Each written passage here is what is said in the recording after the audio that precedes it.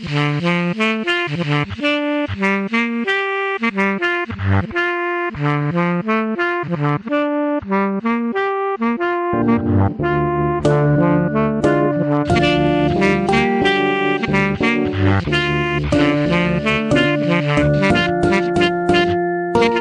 right, we're back. All right, guys. It's Tully from the Creative Questions Podcast. I got my guy Halston. You want to say your name for the camera? Halston Taylor. So typically, the way I like to start this is I like to ask the guests kind of where they're from and how being where they're from, how that affected their creative journey. So let's start with that. Where are you from? I'm from Denver, Colorado. I was born here. I've lived a little bit of everywhere, but here's where I'm from. Yeah. How early do you remember being someone that started pursuing creative activity through, did you draw? Were you trying to make videos when you were young? Like, where did this start? Yeah. You know what? I was always an artist in like some way or form. I've definitely always drawn. My mom has, our moms all have drawings of us from when we were little, but my mom has some, and I was actually, I like to think that I was pretty skilled. And then outside of that, like I always took to like extreme sports, like I'm a 90s baby, so it was like the birth of, or the height of skateboarding, things like that. So I was always into things like a little more like in the creative lane. But I don't know when I don't know when I would actually say that I became like an artist. How's it reading? Perfect. Cool. All right. So being from Denver, my family, I'm originally from Grand Junction, and I would come up here periodically. And I remember Denver being really rough, right? Like, Yeah. I remember one time I had like a competition up here. I used to race BMX, and we stayed at this hotel on Colfax in like Ogden. Yeah. And I remember my mom and them are checking into the hotel, and me and my brothers getting swarmed by like all kind of hood things, and Yeah. it was chaos. They ended up, this guy convinced my brother to buy a camera from him. Yeah. My brother was scared, didn't know what to do, small town. He ends up buying the camera, and it was funny. Like they ended up developing the camera, and it was a bunch of nude photos of that guy on a camping trip. Hella bizarre, but like that is like what Denver was. It was chaos. It was rough. It was kind of dirty. Yeah.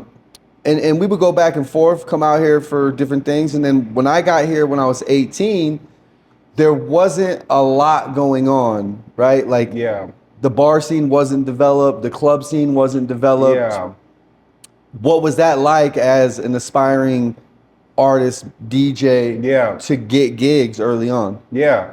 Around the time that I like decided I wanted to like invest in music, so to speak, it kind of started off.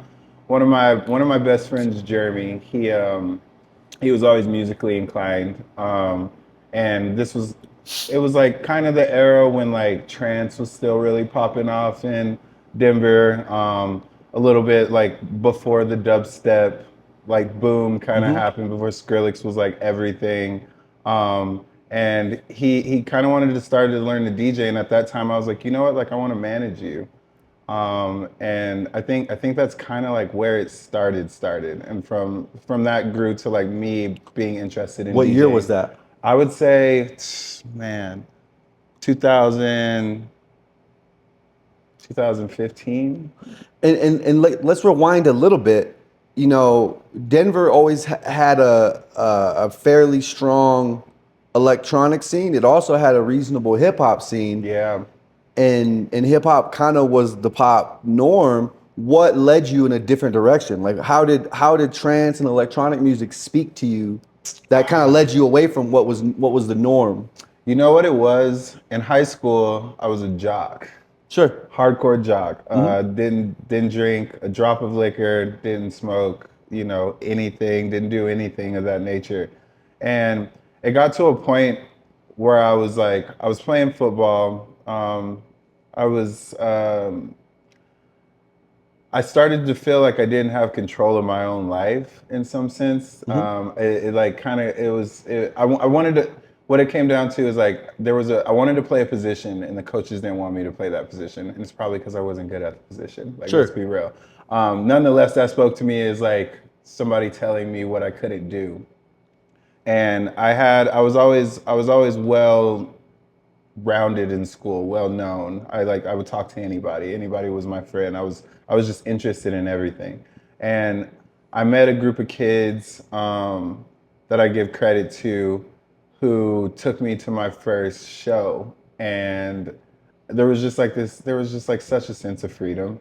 There were people walking around in furry boots and with Sure. tails and ears and things on or and things of that nature on, and I just kind of realized like this is somewhere where people go to like not be conformed like the rest of the world is. Yeah. And I think that's like that's when I think that's how I fell into like electronic music. Hmm.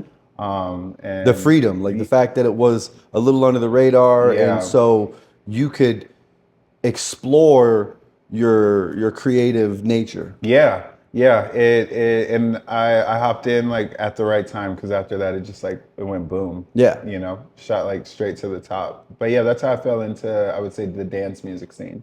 Oh yeah. And so back to, your boy, he started DJing, and you naturally gravitated to kind of managing him because you wanted to be involved. What was that like? Yeah, I little did I know now that you and I are sitting here talking about it. Like, I guess that was just like something like innate in my body that was like you want to kind of work, and that'll speak to like what I do now, which is like work. I call it working behind the curtain. I like to help I like to help build people's success. I like to help build out your dream. Hmm.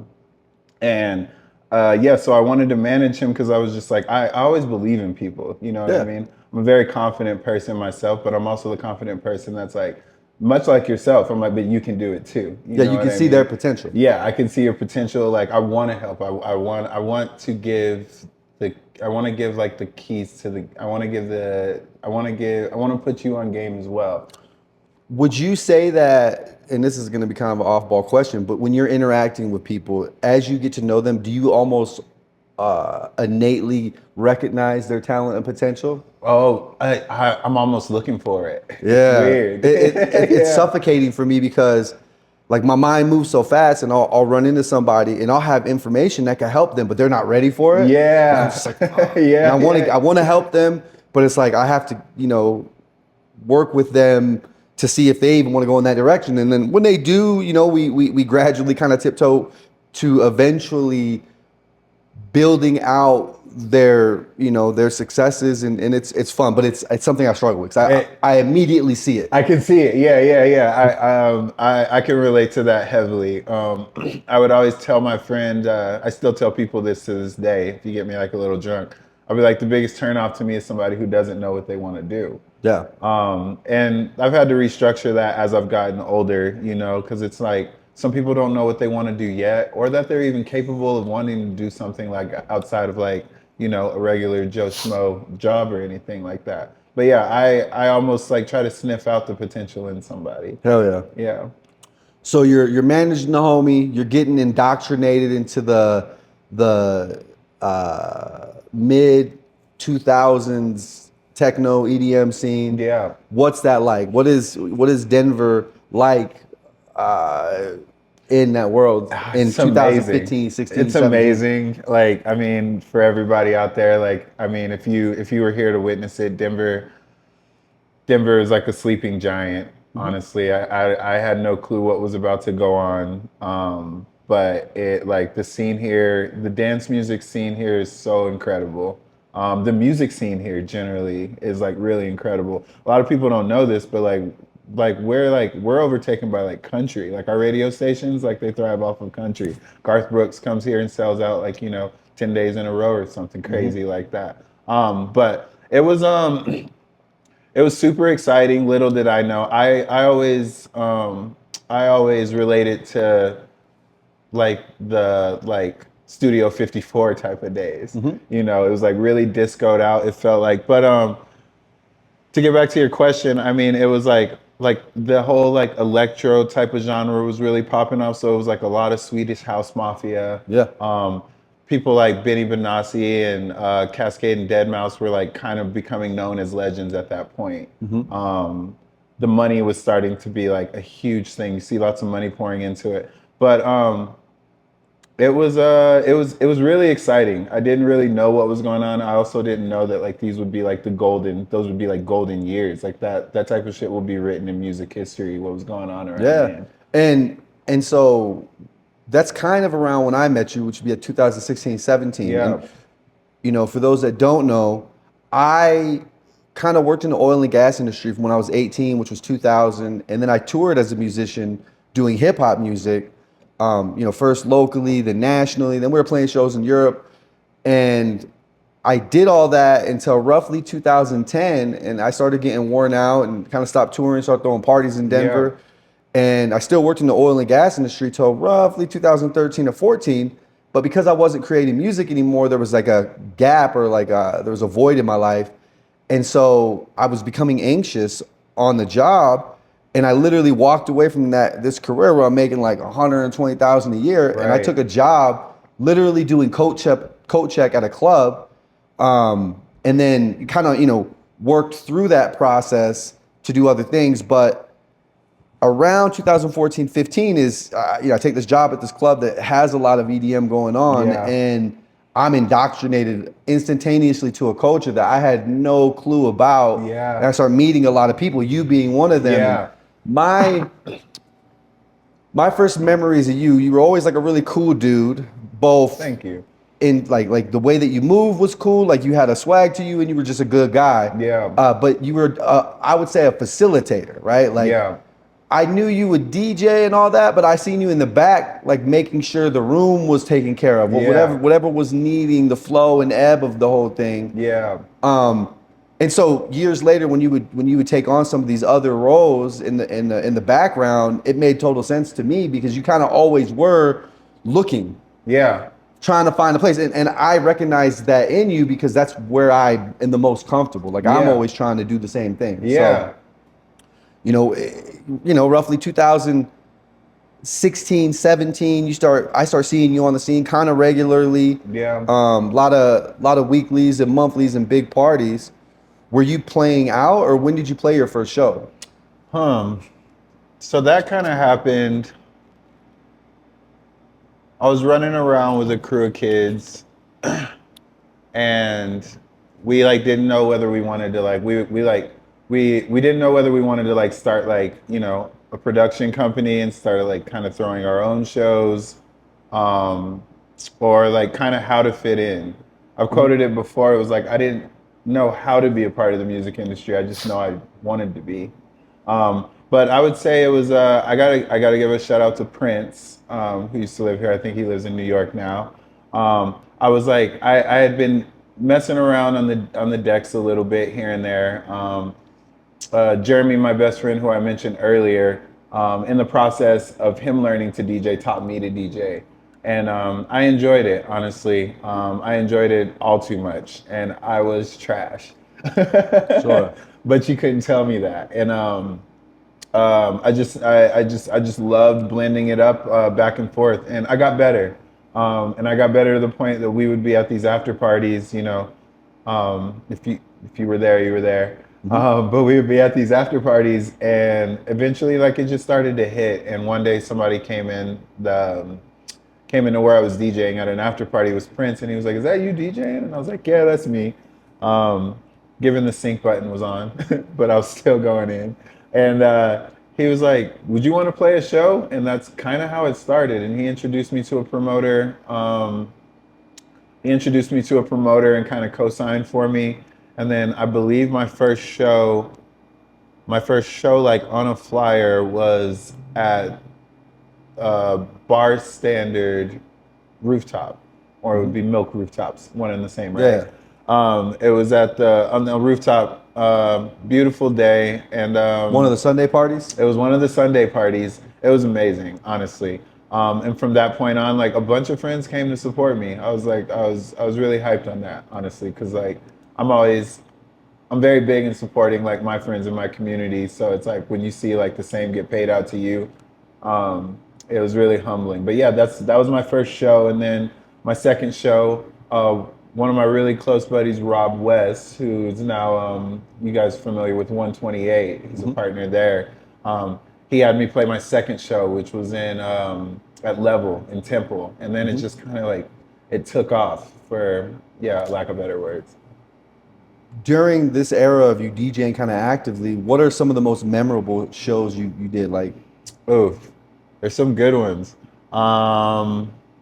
Man, so I got to play for Nina Kravitz at Cervantes, and that was amazing. I was on vacation in California when Mahesh, who runs After Hours Anonymous, shout out Mahesh, called me and he was like, "Hey, you want to play for Nina Kravitz?" And I'm like, "Absolutely," you know. yeah. My first show at Cervantes was in like 2003, Yeah, and they still had the Grateful Dead bare carpet on the stage. that's badass. Yeah, it was really dope. It was. Cervantes is a special place, man. I was playing. It was hip hop, but it was with a group called the Visionaries. Yeah. Or a couple of the members of the Visionaries. Yeah. We were doing a Southwest and West Coast run. Yeah. And I just remember I remember playing the show and like, what the? This is crazy. Was like, that your first time at Cervantes? It was. Yeah. Yeah. This is way back. This is like I said, 2003. Like I think either the old owners had it or they had just taken it over. Yeah. The reason all this is fresh is one of the homies, Adam Stroh, he just posted something about 20 years, like an anniversary, and it was like, oh shit, that was right around that time. Damn.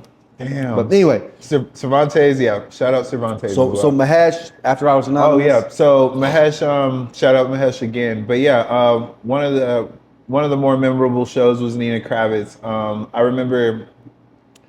I just remember having like so much support, like looking out into the crowd, seeing people that I hadn't seen for a while, seeing people that I didn't know support me, like being there, and just like it's something I'll never forget. Honestly, I was all nervous about the show because like Cervantes at one point, I was like kind of like worried about whether the sound would be like where I wanted it to, because like at that time I played like primarily progressive house. Darker melodic techno, so like the frequencies and the lows are what I thought was very important. So like I showed up all early. I called some of my friends who were like sound techs around town and was like, "Yo, make sure they have the sound dialed in at Cervantes." So by the time I got there, the dude was like, "Yeah, we know, you play techno."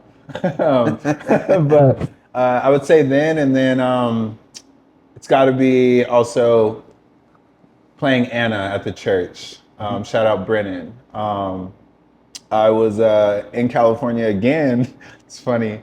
I was in California again, and I think I had been up all night partying, and I saw like Anna was coming to town, and she's been a favorite of mine for a long time. Typically something about South America and techno. The way that rhythm swings. It's just something goes really well with it, but like she had always been on my radar. And yeah, I had been up all night and I like text Brennan out of nowhere and I was like, "Hey, like I'm gonna ask for this as like a birthday present, but can I play Anna?" And he was like, "Absolutely." It was like instantly. And that show was incredible. Those two shows stick out to me as far as like bigger shows that like will, the image of those nights are burned into my brain for like eternity. The one that I saw you on that like jumped out at me was when you played Carl Cox. Oh no, it was Carl Craig. Or Carl Craig. Yeah. That was actually I totally spaced about that one. Yeah.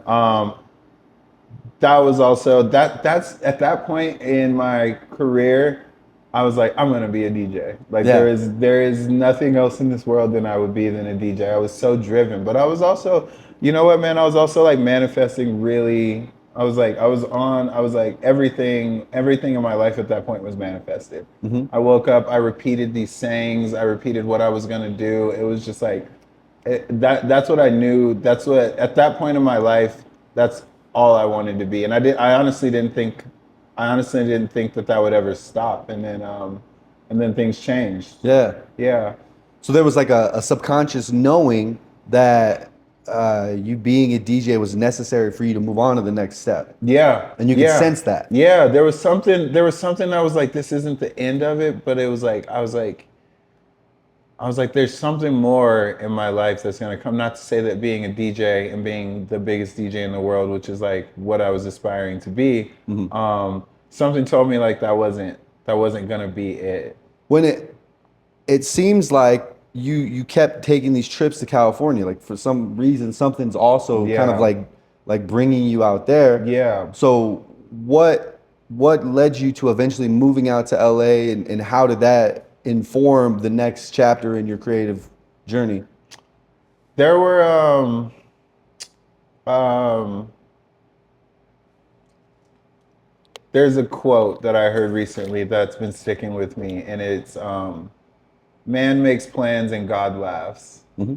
So I went out there with all the intention of still being the biggest DJ in the world. Sure. And COVID, let's not skip that. Yeah. COVID changed a lot. There came a stint during COVID. We were all just like, at least in like this Denver culture, we were all partying.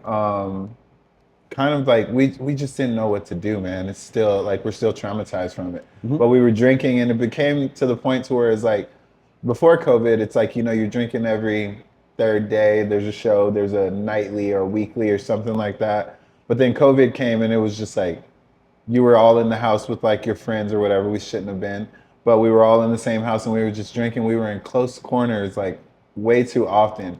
Anyways, to speed that up, I came to a point to where like I wanted to seek like sobriety out. Yeah. And when I got sober, and I think it was 3 months. That whole 3 months changed my life of being sober.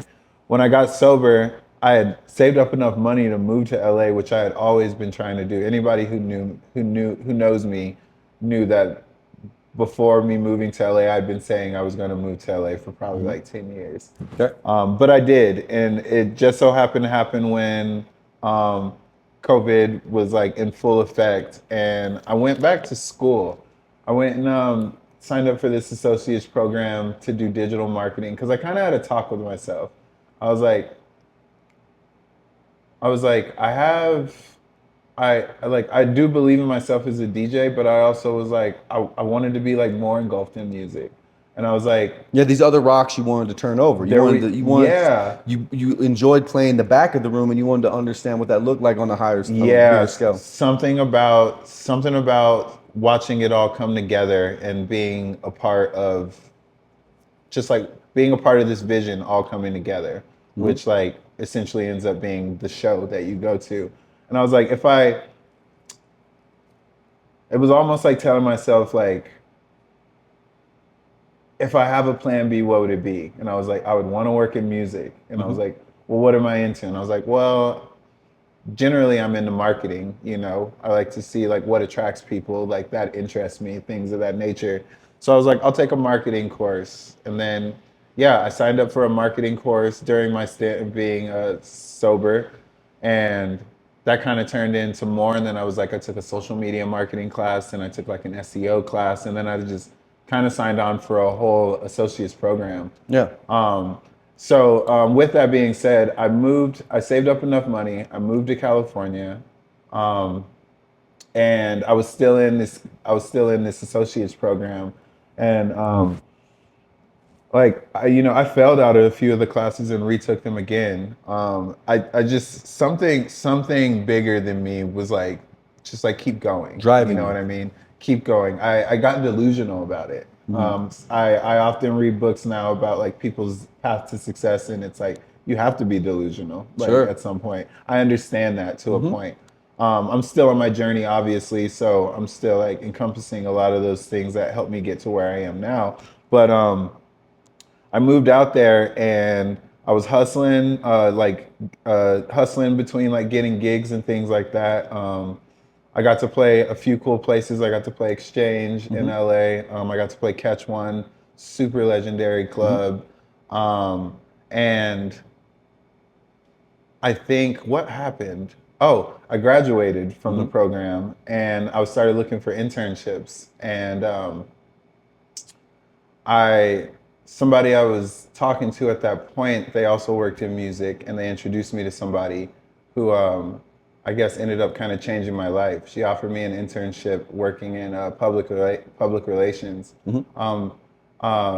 And yeah, that's kind of how it started. But at the same time, like I was reconstructing a dream, you know what I mean? I'm 34 years old. I was 30 at the time. So I kind of restarted life and I Yeah. started off as like a 30-year-old intern. Sure. You know what I mean? But That like, it seems like doing it that way at that time, you knew what you wanted rather than interning in a, like often people go to school right when they get out of high school Yeah. and they start doing things. And then, by the time they get to 28, 30, they realize they don't even want to do that. And they transition into a new thing. So Yeah, yeah, 1000%.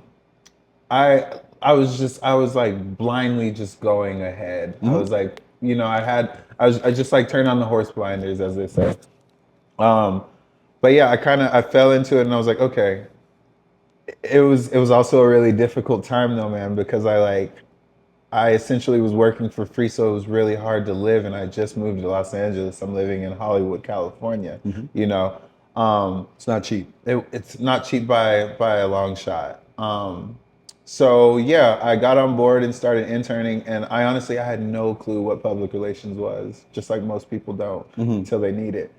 Yeah. Um, but yeah, that was kind of the start. That was kind of when a new leaf turned, and I put DJing in the passenger seat and kind of like put PR in the front seat or in the driver's seat.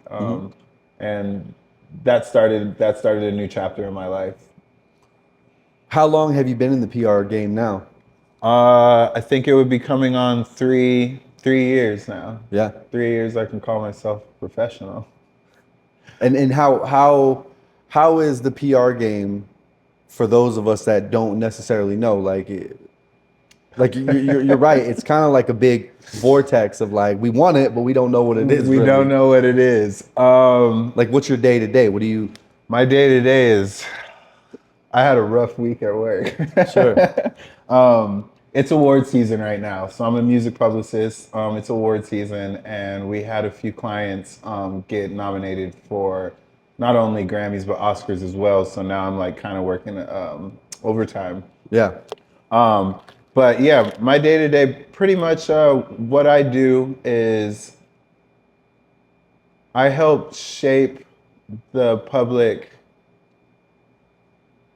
I help shape your image to the public and or maintain and or fix, which is what they call crisis PR. I don't do that very much. It's very stressful. Yeah. But my job is I have a relationship with journalists, editors, bookers, producers, management, just to make sure that you're seen in a light and your story's told the way that you want it to be told. And sometimes that goes off into like, it can be album campaigns. So, if you're putting out an album, I try to help make the world aware of it. So anytime that you know that Lil Wayne is dropping an album, there's a huge PR team behind that. Sure. And it's evolved a lot in the past few years. And like even when I got in, people were saying like it was kind of like it was dying or something of that nature. But it was merely evolving, honestly. It's just turning. It's one of the multifacets of digital marketing. Yeah.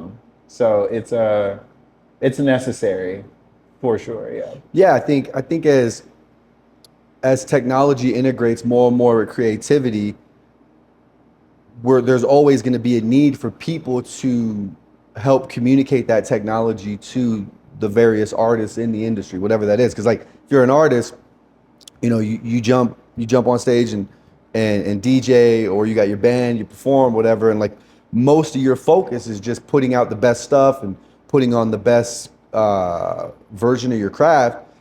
And then there's this whole other thing that you have to do, and as that gets more complicated, there's always going to be a need for people in the background to help inform and guide artists on their creative journey. Oh yeah, man. These teams are massive. I was thinking about it the other day. That one superstar you see sitting like in front of the TV, you know, we'll use Lil Wayne again. There are so many people. There's so many people making that wheel turn. It's bizarre, honestly, when it comes to it. But then it's it's um, it's like it's necessary to make the superstar, honestly. And like your team builds as your career progresses as an artist. But it's interesting. It's fulfilling though to like see like we're it's like you know there's 100 people working behind the scenes on this one artist, and we're all just like we're your biggest fan. You know what Yeah. I mean? There's like so much energy going into like making your dream become a reality. Um, it's it I hold it dear to my heart now. Now that I know more of what it's about, the marketing of a person and the marketing like of their aspirations or of their projects. Um, I could if you asked me even 5 years ago if I like thought I'd be doing what I'd be doing now, there's no clue, but I'd be fucking stoked that I Yeah, am. that's Yeah. awesome. Yeah. So, you know, early on when you were an athlete and you weren't able to live out whatever you were trying to live out, and that led you to going with some friends to a rave and discovering this music thing and feeling free, and then, you know, fast forward to kind of tiptoeing into some sobriety things and taking the big leap of faith to LA and you know going back to school and restarting your career path and all of that.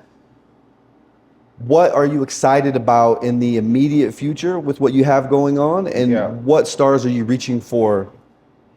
Oof. So like I said earlier, the quote always comes back to mind. Man makes plans and God laughs. I have a plan, like to a T. Yeah. I have a 10-year plan, but things have already changed since then. And as I get older, I'm like, that's like part of the plan is change. Part of the plan is some things will like go off path and like take you somewhere Run the that audible. yeah, complete audible. But 2025, like everything is laid out. I laid out a lot of the groundwork. A lot more hustling going into it, but this year, you know, I'm gonna sign like some bigger clients. Um, I'm probably gonna work in the corporate world for another 2 or 3 years, and then I think I'll probably start my own agency at some point. Yeah. Um, I like I kind of bounce between I'll work on some freelance projects and I also work like at the agency, but then I'm kind of trying to I'm at a point in my life right now where I'm figuring out because like I am a chief, right? They're a chief and they're Indians, and both play very vital roles to success. One cannot do without the other. And we play both roles throughout our lives, yeah, right? Like absolutely. I think about this all the time. We're like, I'm the extra in someone else's moment Yeah, every totally. day, everywhere I go. And then there's also moments where I'm leading the whole thing, and it's just knowing that and respecting that. So like when you're interacting with a situation, like yo, I'm only on the sideline, but I got to Yeah, make sure I interact with it fully, be present, yeah. give my full attention to it, and then when it's your time to be in there, make sure that you're giving it the focus and love that it needs to thrive. To do it. Yeah, yeah. I 1000% agree with that. It's like playing your role, but we all play multiple roles. Like you said, like sometimes in other people's lives, sometimes it's just like different points in our lives. So I'm trying to figure out when I'm going to just fully like go into it on my own, when I'm fully going to like start my own agency, things of that nature, because that is the end goal. Um, but I also have to remind myself that I'm still in the beginning stages of this, in the beginning stages of this, and like what's gotten me this far is just like keeping my head down, honestly, keeping my head down, and then like eventually I'll look up and I'll be like, okay, I've kind of like done something here with my life. You know what I mean? I'm finding ways that I'm beneficial, but the end goal is, in the most cliche way, is like to be the best that I can be. But I know I can't, I know that I know I could branch off and start my own thing tomorrow. And I know that I would make more money than I'm making right now. There's a lot of reasons that I don't want to do that though, is because one thing I am privy to is that there's a lot to learn from the people around me and the environment that I'm in now. So I'm just soaking it up right now. So I think this year, for the most part, is just going to be about soaking up more and more knowledge from my surroundings, and then kind of just putting that, like storing all of that for when I start my own. I feel like in my experience, when I've talked with other people, when you're absorbing the skills, you're learning about the processes, like you naturally gravitate to the people that can usher those experiences in your world. And then when it's time, like when you become the person that has the answers to whatever the situation is, the environment lifts you up to that, right? Yeah. Like we could use me for an example. Like I started off at the nightclub at doing coat check, right? Like I thrown some parties and shit and toured or whatever, but through my tenure of working with them, like I kind of worked every position as hard as I could, and eventually it just happened that I knew more of what was going on than everybody else, and the most logical person to run, the 5 nightclubs was me. I didn't realize that until they were like, yo, like, no, this is what we want you to do. Yeah. And the same thing, I have this friend that's a really talented artist, and he has started apprenticing through legends, and they were just like for years making him just bring the paint and hold the paint. Yeah. Until they started letting him do different things, and he started learning about human anatomy and what that looks like on a canvas and on a billboard or whatever. And eventually the environment lifted him up and was like, yo, you got it. Yeah. It's time. Yeah. And so it's like one of these things where it's like you can't even predict it. It's just like it'll happen. I watched that happen for you. Yeah, it was weird. It was a weird thing that I didn't anticipate or you predict. had no clue what was going on. No. But little did you know, before you knew it, you're running everything on the whole South Broadway strip. Yeah. And for me it was fun. I climbed that mountain, and once I was at the top, I'd been sober for years. I was helping a lot of people.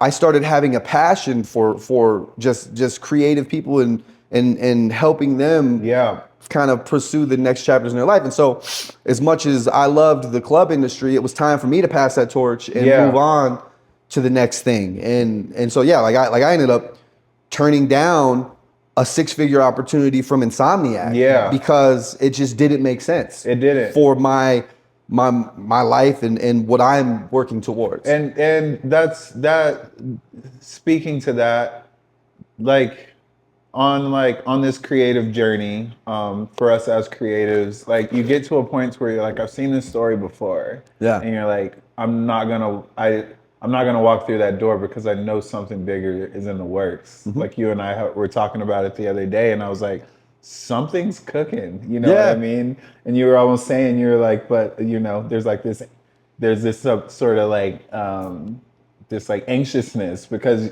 it's like the unknown, but we know it's there, Yeah. And I think that's you can feel the presence, you just can't see it yet. You can feel it, and that's something like when you are a hustler, or when you like go towards like your life's legend, what you're looking for is looking for you. And I think both you and I have gotten to a point in life where it's just like, okay, I know that there's something out there bigger than what I'm doing right now. There's something out there, and I know I've laid the groundwork for it. So now it's just like the trust the process part of it. Hell yeah. I think we're gonna wrap it up. Yeah. I have one question for you, for the viewers and listeners or whatever.